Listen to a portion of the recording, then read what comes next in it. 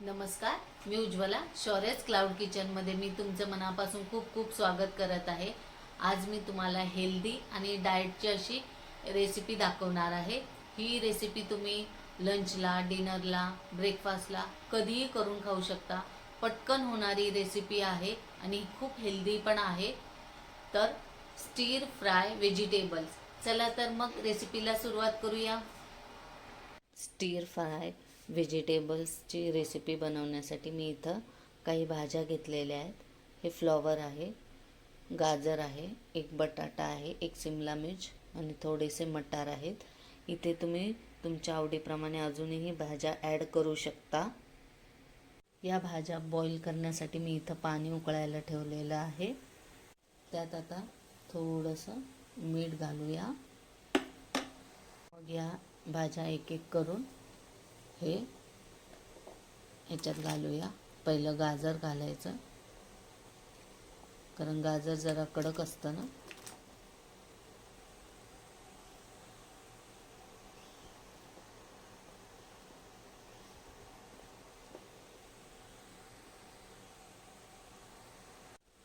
दोन मिनिटांनी बटाटा घालूया.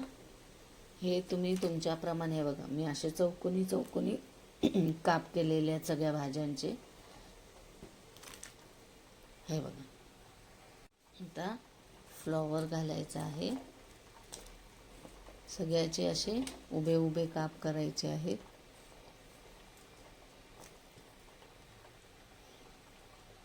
आता ही सिमला मिर्च घालायची आहे. सगळ्यात शेवटी हे मटार घालायचे आहेत आणि 5 मिनिटं उकळून घ्यायचं आहे. हे बघा, भाज्या आता चांगल्या उकळून झालेल्या आहेत. खूप उकळायच्या नाही आहेत, 80% उकळायच्या, कारण आपण परत त्यांना फ्राय करणार आहोत. म्हणून हे बघा, हे असं काढून घ्यायचे आहेत. हे बघा, उकडलेल्या भाज्या मी असं थंड पाण्यात ठेवलेल्या आहेत, म्हणजे याचा कलर तसाच्या तसा राहतो आणि कुकिंग प्रोसेस थांबते. आता हे आपण गाळून घेऊया. बघा, भाज्यातलं सगळं पाणी काढून नितळून हे घेतलेले आहेत भाज्या. हे बघा, इथं मी एक कढई ठेवलेली आहे, त्याच्यात एक छोटा चमचा तेल घातलेला आहे. तुम्हाला हवं असेल तर तुम्ही बटरही घालू शकता. त्याच्यात आता आपण गॅस फास्टवर ठेवायचा आहे. एकदम बारीक चिरलेले असे लसूण आणि आलं घालायचं आहे. हे बघा, लसूण आणि आलं चांगलं भाजलं की एक मोठा कांदा घेतलेला आहे, त्याचे हे बघा असे स्लाइस केलेले आहेत. ते घालून चांगलं तेलात परतून घ्यायचं आहे फास्ट गॅसवर. कांदा चांगला परतल्यानंतर मी इथं एक छोटी काकडी घेतलेली आहे, ती पण ह्याच्यात घालून परतून घ्यायची आहे. कांदा आणि काकडी चांगली परतली की या ज्या भाज्या आहेत, ज्या उकळलेल्या आहेत, त्या आता ह्याच्यात घालायच्या आहेत आणि चांगल्या परतून घ्यायच्या आहेत फास्ट गॅसवर.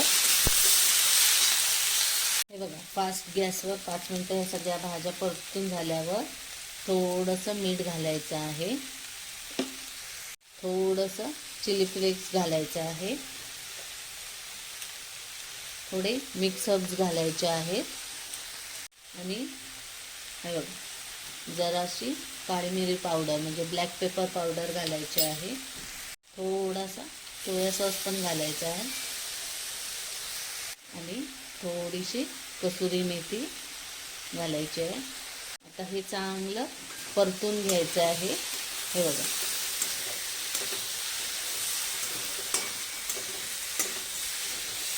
हे सगळ्याला कोटिंग लागलं पाहिजे, सगळ्या व्हेजिटेबल्सना. असं चांगलं फास्ट गॅसवर परतून घ्यायचं आहे.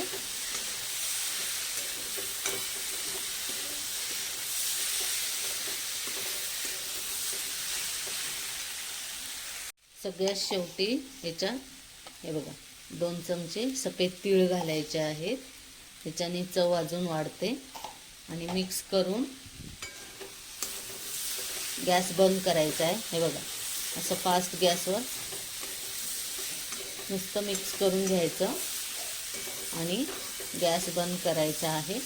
हे स्टीर फ्राय व्हेजिटेबल्सची रेसिपी रेडी झालेली आहे। हे बघा, अशी छान अशी हेल्दी हे डाएट फूड आहे, हे रेडी झालेलं आहे।